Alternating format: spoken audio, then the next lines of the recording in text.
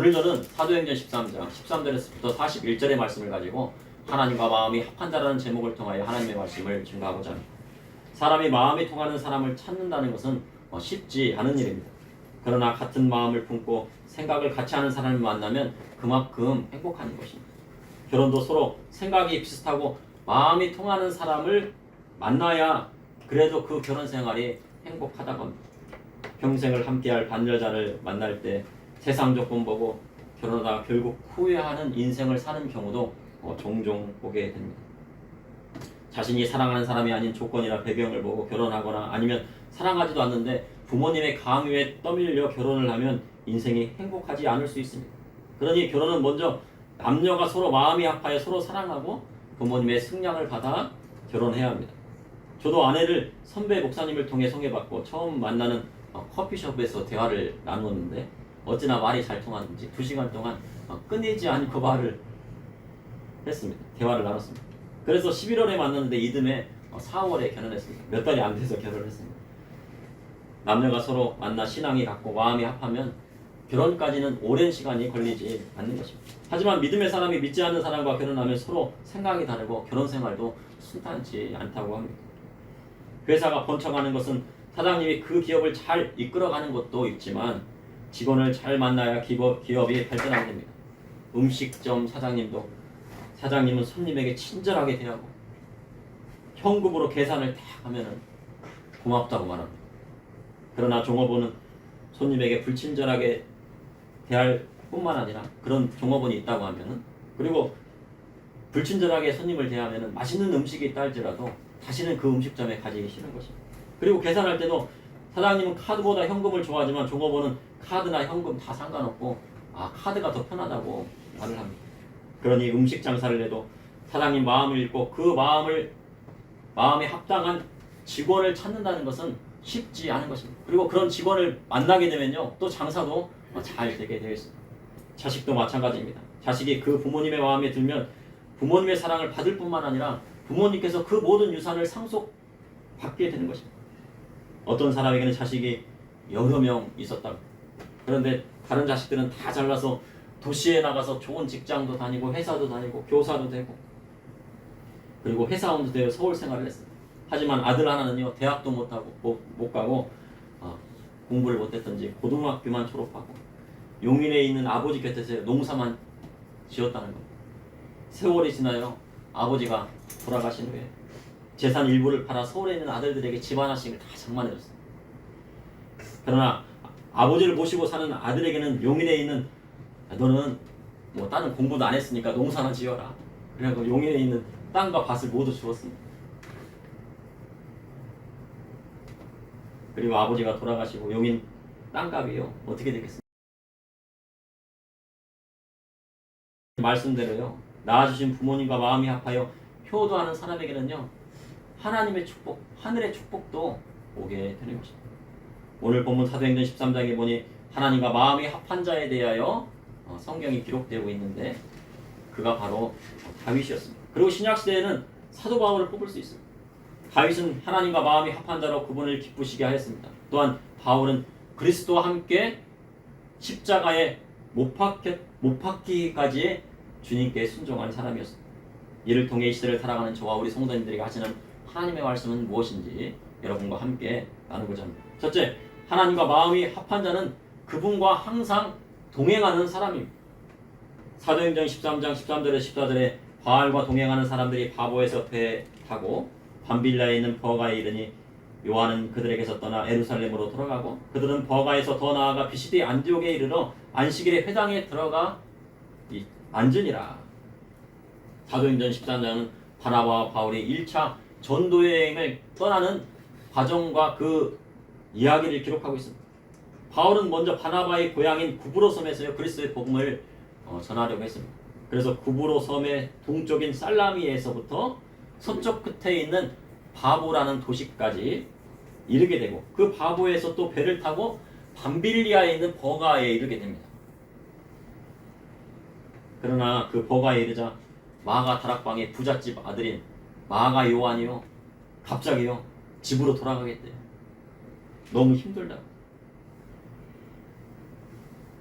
이 마가는 바나바의 조카로 잘 알려진 마가 요한은요 이곳에서 발길을 돌려 예루살렘으로 돌아가 버립니다. 마가는 왜 전도 여행을 함께하지 않고 중도에 예루살렘으로 돌아갔다고 성경은 기록하고 있을까요? 아마 청년 마가 요한은 버가에서 BCD 안디옥까지가 200km 정도 되는 그런 거리입니다. 거리로상으로는 충분히 걸어갈 수 있죠. 그런데 그 사이에 뭐가 있냐면요. 타우로스라고 하는 1200m나 되는 험난한 산이 있어요. 그 산을 넘어야지 BCD 안디옥으로 갈 수 있는 겁니다. 그런데 그곳에는요 강도의 소굴들이 있어서요 목숨을 걸지 않고서는 그 여정을 함께 할 수 있습니다. 그러니 마가 다락방에 성령 충만함을 받던 부잣집 아들이었지만 이러한 길은 감당할 수 없었던 것입니다. 그러나 사도 바울은 아라바 광야에서 3년 동안 생활했고 고향 다소에서 11년간 머물면서 많은 고난과 시험을 이겨냈습니다. 그러니 타우로스 300 정도는 아무것도 아니었을 수 있습니다. 야, 내가 목숨 바쳐서 예수님을 살아가는데 그 타우로스 300이야 뭐 올라가면 되지 한 것입니다. 그렇게 험난한 여정 끝에 간 곳이 오늘 본문인 비시디아 안디옥입니다. 안디옥에는 수리아 안디옥이 있고 비시디아 안디옥이 있는데 이 오늘 본문에는 비시디아 안디옥에 간 것입니다. 이곳에서 바울은 안식일의 회당에 들어가 그리스도의 복음의 말씀을 증거했습니다. 당시의 회당은 유대인들의 중심으로 이루어진 곳입니다. 하나님을 믿는 유대인들이 그 마을에 회당을 세우고 하나님 앞에 예배하였던 것입니다. 그러나 그들은 아직 그리스도의 복음을 알지 못하였습니다. 그래서 사도행전 13장 15절에 16절에 율법과 선지자의 글을 읽은 후에 회장장들이 사람을 보내어 물어 이르되 형제들아 만일 백성을 권할 말이 있거든 말하라 하니 바울이 일어나 손짓하며 말하되 이스라엘 사람들과 및 하나님을 경외하는 사람들아 들으라. 바울이 회당에 있는 유대인들과 그리고 하나님을 믿는 이방인들에게 그리스도의 복음의 말씀을 전파합니다.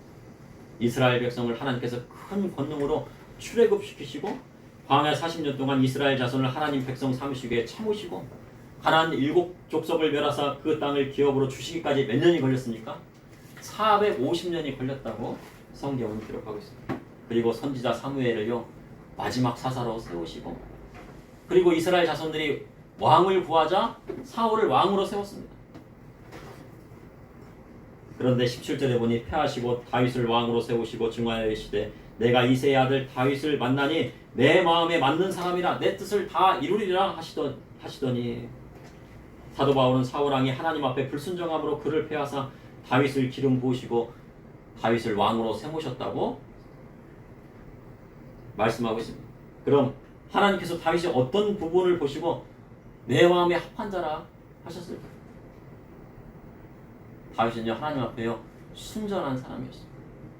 다윗은 비록 이새의 아들로 태어나 말죄였지만 하나님 말씀 따라 부모님께 순종했어요. 너 나가서 저기 다른 형들은 다 집에 있는데 너는 말죄 너는 저기 나가서 들에 나가서 양 쳐라. 그러니까 예 아버지 들에 나가서 양을 열심히 쳤어요. 그리고 들에 나가서 뭐 했으면 양을 치다가 시간이 나면 뭐합니까? 수금 하나를 딱 수금을 딱 하는 거예요. 지금으로 말하면 이제 하프나 이제 하프가 뭐가 됐어요 지금요? 하프시코드가 돼가지고 챔벌로 되다가 나중에 피아노가 됩니다. 야, 이 수금을 딱 하면서 들에 나가서요 누구를 하나님을 막 찬양하는 그 넓은 들에서 그리고 하나님을 예배했습니다. 또한 들에서 사자나 이리가 올 때 하나님을 의지하고 목숨을 걸고요 짐승들을 찢었습니다.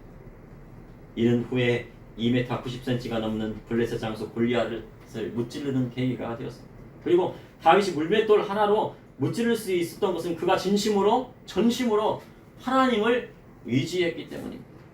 그러니 하나님과 마음이 합한 자란 다윗처럼 하나님을 찬양하고 예배하는 사람입니다. 그리고 어떤 어려움이 닥쳐와도 하나님의 영광을 위하여 진심으로 나아가는 사람이라 할 수 있습니다. 히브리서 11장 6절에 믿음이 없이는 하나님을 기쁘시게 하지 못하나니 하나님께 나아가는 자는 반드시 그가 계신 곳과 또한 그가 자기를 찾는 자들에게 상 주시는 이심을 믿어야 할지니라. 다윗은 하나님을 믿음으로 기쁘시게 했습니다. 이 시대를 살아가는 성도님들도 마찬가지입니다. 다윗처럼 하나님과 마음이 합한 자가 되야 됩니다. 마음이 합한 자란 어떤 사람입니까? 다윗처럼요 하나님을 찬양하는 사람입니다. 어린이 여러분, 하나님께 쓰임받고 싶으십니까? 그러면 예배 시간에요 딴짓하지 않고요 하나님을 열심히 찬양하십니다.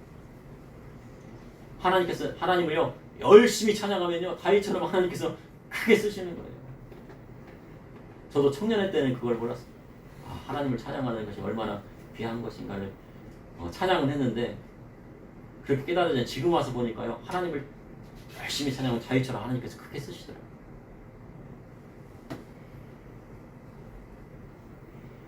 그리고 최고의 예배를 하나님 앞에 드려야 해요. 그래서 예배는요 최선의 것을 드리는 것이 아니라 우리가 예배를 최선을 다해서 드려야지 그러는데요 예배는 최선을 다해 드리는 것이 아니라요 최고의 것을 하나님 앞에 드리는 거예요. 그러면 최고의 예배를 드리는 것은 무엇입니까? 하나님 앞에요 영과 진리로 하나님을 예배할 때 이루어집니다. 영과 진리로 하나님 앞에 예배하기 위해서는요 마음을 다하고 목숨을 다하고 뜻을 다해서 하나님을 예배하는 것입니다. 그리할 때 하나님께서 그를 사용해 주시는 것입니다. 둘째, 하나님과 마음이 합한 자는 세상과 구별된 삶을 사는 것입니다. 사도 바울은 다메섹 도상에서 환상 중에서 예수님을 만남으로 회심하였습니다. 눈이 멀어서 3일 동안요 강제로 금식하고 다메섹에서 제자 아나니아를 만나 안수를 받고 눈을 뜨게 되어 성령을 받게 되었습니다. 그런데 바울이 사울 되었을 때 하나님을 믿지 아니한 것이 아닙니다. 다만 예수님을 알지 못하고 예수님 믿는 자를 핍박한 사람이었습니다. 그러나 그가 하나님을 진심으로 사랑하니 예수님께서 그를 찾아가 그를 이방인의 사도로 부르셨습니다. 그리고 사도 바울은 회심하고 예수님의 종이 되었습니다. 그리고 이전에 배웠던 모든 것을요 초등학문으로 생각하고 배설물로 여기려고 하나님을 아는 지식을 가장 고상한 지식으로 삼았습니다. 하나님과 마음이 합한 자는요 세상에서 아무리 좋은 학벌과 좋은 지위가 있어도 예수님 앞에 다 내려놓고 주님만 섬기고 예배하는 사람입니다. 그것이 바로 세상과 구별된 삶의 사람입니다. 내가 저기 아주 유명한 대학교에 한의학과 학장이라고 해도요 하나님 앞에는 뭐예요?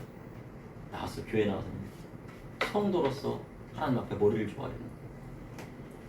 내가 저기 총리가 되고 국회의원이 되었다고 해도요 그 모든 것 군대 가면요 계급장 뗀다는 얘기가 있어요. 계급장 떼고 하나님 앞에 나아가 순전하게 내가 사단장으로 하나님 앞에 예배드리는 게 아니고 내가 하나님 앞에 구별된 자로 성도로서 나와서요 나간다는 것입니다. 내가 의사라고요 판사라고 국회의원이라고 아닙니다. 하나님 앞에 나올 때는 모든 것을 내놓고 믿음의 성도로 나와 하나님 앞에 예배하는 것입니다. 그런데 내가 비록 가난하다고요? 그렇다 할지라도 내가 거룩한 하나님의 성도로 나와서 하나님 앞에 예배를 드리는 것입니다. 하나님과 마음이 합한 자였던 다윗이 비록 밧세바 사건으로 우리아를 죽이기 위해 간음죄를 지었지만 그가 하나님 앞에 회개하고 그분이 주시는 보응을 겸손히 받아들였습니다. 그래서 다윗이 그로 인해 아들 압살롬의 반난 때 그에게 쫓기는 동안요 뭐를 생각했어요? 내가 하나님 앞에 죄 지었던 것이 있었지 생각하면서요 시므이가 다윗을 비방했지만 하나님의 은총을 바라며 겸손히 하나님의 공의를 바랐습니다. 그러자 하나님께서요 다윗을 긍휼히 여기셨어요. 그러니 다윗은 밧세바 사건 후에 다시는 간음죄를 범하지 않았습니다. 다윗에게 마음속에 뭐가 있습니까? 내가 하나님 앞에 회개한 것이 있는데 만약 내가 다시 한번 간음죄 지으면 어떻게 됩니까? 내가 죽는구나. 내가 사울처럼 되는구나. 그 마음이 항상 마음에 있었던 거예요. 그래서 죽기까지 같은 죄를 범하지 않았습니다. 믿음의 성도도 마찬가지입니다. 이전의 삶이 하나님 앞에 온전하지 못했을지라도 회개하고 다시는 그 죄를 범하지 않는 것이 하나님의 뜻이고 세상과 구별되어 사는 삶이라는 것입니다. 그런데요 교회 안에서 모든 성도가요 다 하나님과 마음이 합한 자는 아니라는 것입니다. 이삭의 아들 중에 에서와 야곱이 있었습니다. 이삭의 집안이니까요. 이삭은 어떻게 해요? 하나님을 믿는 집안이고 약속의 자손이잖아요. 그 약속의 자손에서 낳은 아들이 누굽니까? 에서와 야곱이라는 것입니다. 이 두 아를 하나님을 믿는 가정에서 태어났고요. 둘 다 모태신앙입니다. 그러나 에서는 이방 여인의 아름다움을 취하여 우상 숭배하는 여인을 아내로 받아들일 뿐만 아니라요. 일부 태처를 했어요. 여러 여자를 맞아들였습니다. 그러니 하나님께서 야곱은 사랑하시고 에서는 미워하신다고 하셨습니다. 그래도 에서의 마음은 그래도요 모태신앙이잖아요. 그러니까 하나님의 축복을 받고 싶은 마음이에요. 그런 마음이 있었어요. 아버지 이삭이 에서에게 별미를 만들어 오면 장자로서 축복 기도를 마음껏 해주겠다고 성경은 기록하고 있어요. 그러니 에서는 들에 나가요. 열심히 사냥해갖고 아주 기름진 짐승을 잡아가지고요 별미를 만들었어요. 음식을 또 얼마나 잘합니까? 만들었으면 뭐합니까? 그러나 그뿐이었어요. 에서가 축복받았습니까? 에서는 축복받지 못했어요. 에서는 하나님께서 미워하셨기에 하나님의 축복을 받지 못했어요. 그래도 조상들이 쌓은 것으로 인해 싸움하는 자들의 우두머리는 될 수 있었습니다. 그러니 에서는요 하나님과 마음이 합한 자가 아니었습니다. 그래서 결국 에서의 후예인 에돔 족속은 멸망하고 만 것입니다. 또한 성경에 가룟 유다는요 세상과 합한 자였습니다. 신약 성경의 예수님의 공생의 기간에 주님께서 제자들에게 마을을 파송할 때요 가룟 유다를 파송했을까요? 안 했을까요? 안 했을까요? 12제자를 파송했을 때요 몇 명씩 파송했습니까? 둘씩 잡혀졌어요. 전도는 몇 명씩 나가야 돼요? 둘씩 나가야 돼요. 셋이 나가면요 여행도 한번 가면 친구끼리 여행 가면 셋이 가면요 항상 싸운다고 합니다. 저는 잘 모르겠는데 아무튼 뭐 그런 얘기가 있어요. 그래가지고 둘이 가면 마음에 딱 맞는데 셋이 가면은요 한 명을 왕따를 시켜요. 그래서 전도는 예수님께서도 전도는 몇 명씩 보냈어요?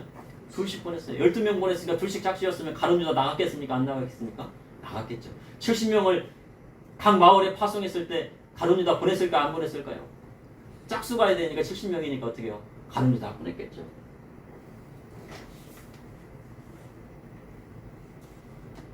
그러니 가룟 유다도 하나님 나라 증거하고요 병을 고치고 능력을 행했어요. 그리고 예수님께서 뭐라고 하세요? 야 사단이 막 하늘에서 뭐 막 그냥 막 떨어지는 걸 보았다고 말씀. 그러니 가룟 유다도요 병도 고치고 하나님 나라도 전파했어요. 그러나 가룟 유다가 뭐에 눈이 멀었습니까? 돈에 눈이 멀었어요. 하나님보다 누구를 더 사랑했어요? 돈을 사랑했어요. 만몬신을 따랐어요. 그러니 눈이 확 뒤집혀갖고요 은 30에 예수님을 팔아버렸어요. 그리고 팔고 나갖고 예수님께서요 막 그 대제사장에 끌려가고 막 끌려가고 막 고난 받으시고 채찍당하시고 그 모습을 보니까요 눈 뒤집혔던 눈이 어떻게 했습니까? 가룟 유다가 다시 돌아왔어요. 그래도 가룟 유다가 양심이 있었나봐요. 그 양심에 찔려갖고 그것을 도로 갔다가 성전의 제사장한테 내가 잘못했다 후회해도요 돌이킬 수가 없어요. 그랬더니 제사장들이 그랬더니 안 받습니다. 그래가 그걸 성전에 딱 던져놓고요 가가지고 목매달아 죽었어요. 어디 갔겠습니까? 지옥 갔겠죠. 그랬더니 제사장들이 또 그때서는 또 정신 차렸어요. 하나님 말씀에 이거는 핏값이니까 할 수가 없다. 성전 헌금으로 받아줄 수 없다 그러는데 밭을 피밭이라고 해갖고요 밭을 사갖고요 나그네들의 밭을 받는 거예요. 아무리 병 고치고 능력 행한다고 해도요 세상과 마음이 합한 자는요 결국 그 끝이 좋지 않은 것입니다. 미국의 폴 워셔 목사님은 우리는 세상을 사랑하고 동시에 그리스도를 사랑할 수 있는 사회를 살아간다고 말하지만 그것은 다 거짓말이다. 사람들은 말해요. 아유 사회 나가서 세상 것도 다 즐기고 세상 돈도 막 하고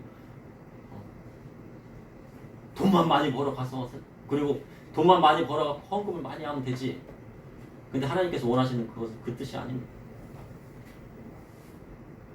세상도 사랑하고 하나님도 사랑할 수가 없어요.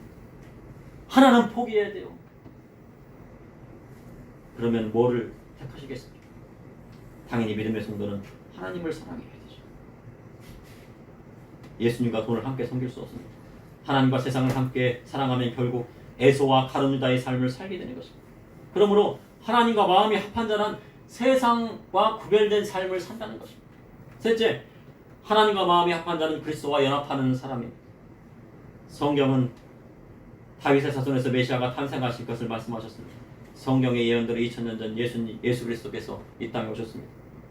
우리 주님은 다윗의 자손으로 오셨습니다. 그런데 다윗은 하나님의 뜻대로 따라 하나님을 섬기다가 잠들어서 그 조상들과 함께 묻혀서 썩음을 당했다고 성경은 기록하고 있습니다. 그러나 우리 주님은요 아무 죄가 없으심에도 다윗의 자녀로 오셨지만 우리 주님은 아무 죄가 없으심에도 빌라도에게 고난을 받으시고 십자가에 달려 들어가시고 하나님께서 예수님을 죽은 자 가운데 살리셨고 부활의 첫 열매가 되셨습니다. 그래서 죽을 수밖에 없는 우리를 예수님의 보혈의 피로 살리시고 하나님 자녀 삼으셨습니다.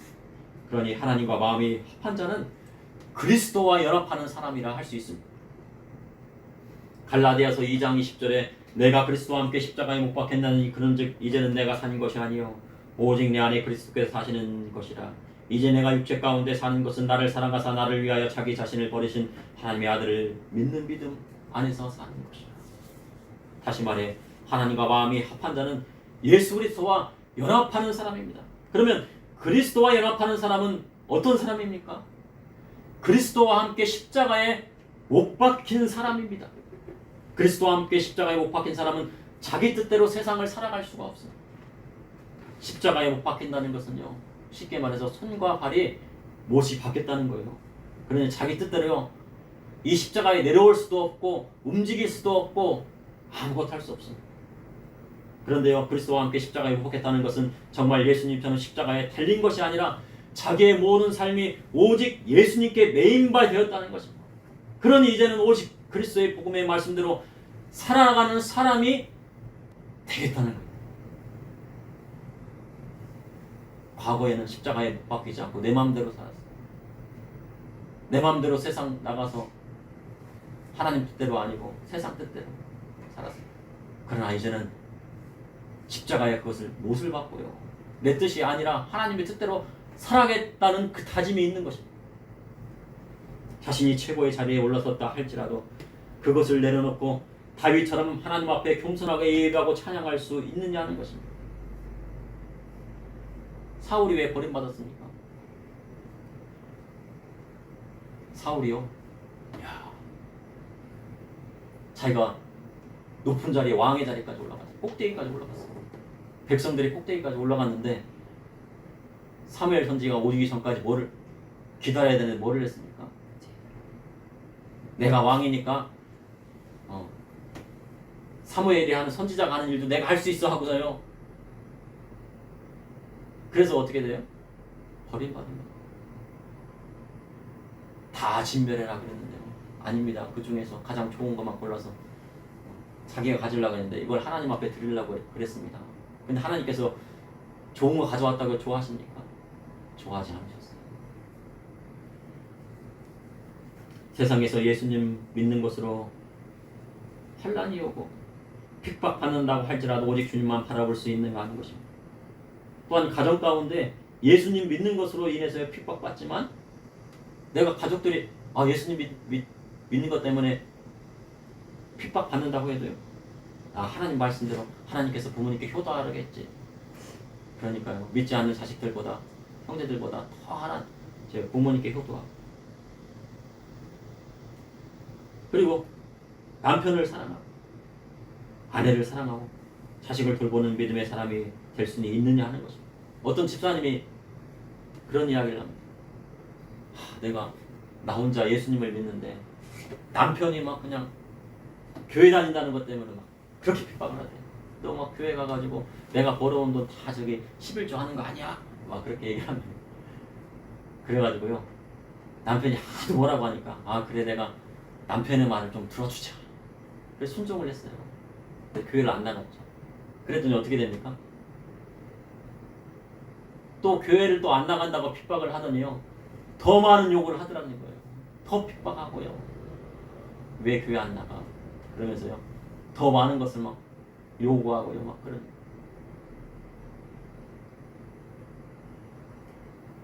앞으로 이 시대는요 그래서 그 집사님이 다시요 하나님 앞에 다시 나갔어요. 앞으로 시대는요 선지자나 교사나 목사가 중요한 것이 아니라요 성도 개개인의 삶이 중요한 것입니다.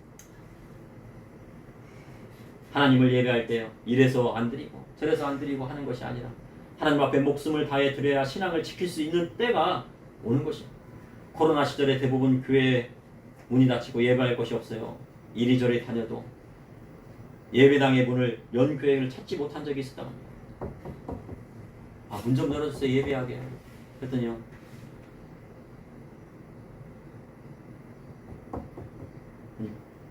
문을 안 열어줍니다. 사람이 없어. 그럴 때는 어떻게 해요? 성도의 가정에서 가족들이 모여 하나님을 찬양하고 예배합니다. 그러면 지금부터요. 성도님들이 열심히 교회에서 찬양하고 기도하고 하나님 말씀 있는 훈련을 해야 됩니다. 그러한 때를 대비해서 지금부터 교회에 나와서 하나님 앞에 예배하고 환난이 올 것을 예상하고 미리 준비하는 거예요. 지금이 홍수가 났어요. 전국적으로 막 비가 얼마나 500mm가 쏟아졌대요. 그 준비하려면, 그 홍수를 준비하려면 어떻게 해야 돼요? 강을요, 그 4대강 사업에 대해서 비판을 하는 사람들 많이 있습니다. 그런데요, 4대강 사업이라는 건 뭐냐면요, 돌을 쌓는 것만이 아니에요. 그 바닥을 3m 정도를 파는 겁니다. 그래가지고 하천을 다, 수풀이라든가 풀이라든가 이런 것들을요, 다 제거하고, 그 다음에 3m 정도를 쫙 파가지고 쭉 나가야 돼요. 그래서 물이 잘 빠지게 하고, 그 다음에 보가 있어서 또 가뭄 때는 그렇게 하는 거거든요. 그런데 그런 것들을 준비하지 않으면 어떻게 됩니까? 홍수가 나버리는. 믿음의 성도도 마찬가지예요. 내 신앙을요, 잘 연단시켜놓고 잘 정비해놓고 그렇게 해야지 환란이 와서도 자기 신앙을 지킬 수 있는 때가 오는 것입니다. 예수님께서 제자들에게 자기 십자가를 지고 나를 따르지 않는다도 합당하지 아니하다 하셨습니다. 주님 제자들에게 환란이 올 것을 미리 아시고 제자들에게 준비시키신 말씀입니다. 그리스도와 연합하지 아니하면요 절대로 자기 십자가 질 수 없고 다가올 환난의 때도 이겨낼 수 없습니다. 이 세상은 나그네 길 나는 다만 나그네 나는 찬송이 있습니다. 이 세상은 나그네 길에 불과합니다.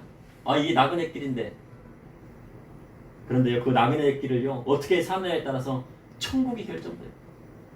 우리는 보통 이 나그네 길이니까 별거 없어 그렇게 생각할 수 있지만 이 나그네 길에서 예수님을 믿고 사느냐 믿지 않느냐에 따라서 천국이 결정되고 이 나그네 길에서 하나님 말씀대로 사느냐 안 사느냐에 따라서 어떻게 됩니까? 하늘나라의 상급도 결정되는 것입니다.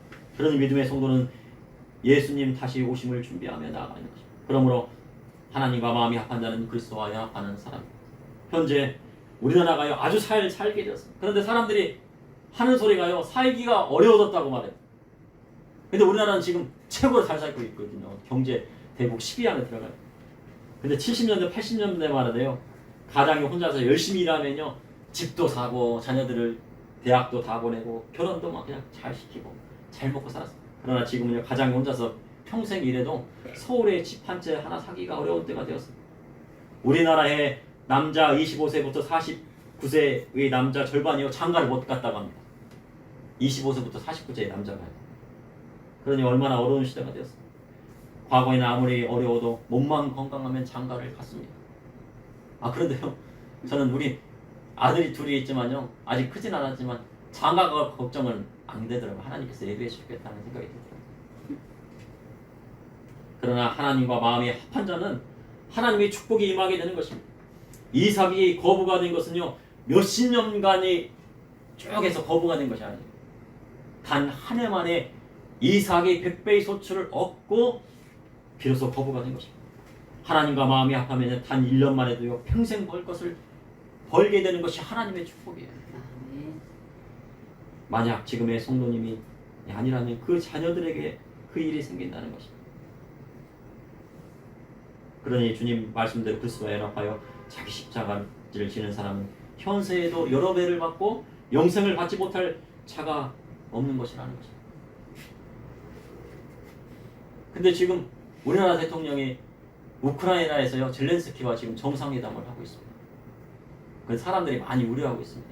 근데 이 젤렌스키 대통령은요 그 홀로코스트 피해자의 그 자손입니다. 그 유대인이에요. 유대인의 할아버지가 유대인이었고 정조 할아버지가요. 그래서 유대인의 집안이어서 그런 사람이에요. 그런데 우크라이나에 유대인들이 많습니다. 그리고 지금 폴란드에 유대인이 많습니다. 과거에 독일이 나치 치하에서 유대인들을 많이 학살했을 때 폴란드가 많이 그 사람들이 도와줬어요. 그리고 우크라이나도 유대인들이 많습니다. 그리고 우리나라는 지금 이스라엘과 한미 FTA를 하고 있습니다. 유대인들을 막 돕고 그리고 34조 원이나 되는 그 방산을 폴란드에 지원을 하고 있습니다. 어찌 보면요, 대통령이 보면 잘하지 못하냐 이렇게 얘기하지만 잘한다고 볼 수가 있습니다. 왜냐면요, 이 유대인과 협력한 나라마다 하나님께서 축복을 주셨어요. 스페인이요, 유대인들을 다 저기 영국으로 쫓아냈거든요. 그랬더니요, 영국에 해가 지지 않는 나라가 대영 제국이 됐습니다. 그리고 그 유대인들이 또 네덜란드 갔더니 어떻게 합니까? 그곳에요, 네덜란드에서 받아주니까 네덜란드에요, 상업이 막 발달하게 되고, 또 그 사람들이 또 미국으로 또 건너갔어요. 그랬더니 미국이요, 막 그냥 아주 큰 나라가 되었어요. 그래서 우리나라는요, 이스라엘과 협력해야 돼요. 그리고 미국과 협력해야 돼요. 근데 그러한 것들을 잘하고 있어요. 근데 앞으로요, 어마어마하게 수출을 많이 할 것입니다. 지금 비행기도 뭐 그렇죠. 뭐 자주포면 자주포, 비행기면 비행기, 이런 것들이 막 하고 있습니다. 그래서 앞으로 우리 성도님들의 자녀들이요, 1년에 몇십억씩 벌 수 있는 그런 하나님의 축복이 임하게 되는 그런 때도 오게. 근데 우리나라가 이렇게 잘 되는 것은 무엇 때문에 그렇습니까? 하나님을 올바로 믿잖아요. 다른 나라들이 다 받아들이는 공성회나 이런 것들도 받아들이잖아요. 하나님 말씀대로 나아가고 하나님 말씀대로 살려고 하는 우리 성도님들이 있잖아요. 그래서 이 나라가 강대국이 되는 것이고, 이 나라가 앞으로 하나님께서 축복받을 나라가 된다는 것입니다. 그것이 바로 하나님과 마음이 합한 나라, 하나님과 마음이 합한 민족, 하나님과 마음이 합한 가정, 하나님과 마음이 합한 성도가 된다는 것입니다. 그러므로 하나님과 마음이 합한 자는 그분과 항상 동행하는 사람, 그리고 하나님과 마음이 합한 자는 세상과 구분된 삶을 사는 것입니다. 또한 하나님과 마음이 합한 자는 그리스도와 연합하는 사람이며 자기 십자가를 지고 예수님을 따르는 사람이라 할 수 있습니다. 잠시 기도하시겠습니다. 사랑의 주님, 오늘도 감사합니다. 다윗처럼 마음이 합한 자가 되게 하여 주시고, 주님 사도 바울처럼 그리스도와 함께 십자가에 자신을 못 박는 사람이 되게 하여 주셔서 자기 십자가를 지고 주님의 말씀대로, 그리스도의 복음의 말씀대로 이 세상을 살아가게 하여 주시옵소서. 우리 성도님과 그의 자녀들이 하나님과 마음이 합한 자녀들, 하나님과 마음이 합한 집안, 하나님과 마음이 합한 민족과 나라가 되어서 이 세상의 꼬리가 아니라 하나님 말씀대로 나아가 다윗과 같이, 요셉과 같이, 다니엘과 같이 이 세상을 다스리고 통치하는 하나님 나라가 임하게 하여 주시고 인도하여 주옵소서. 예수님 이름으로 기도합니다.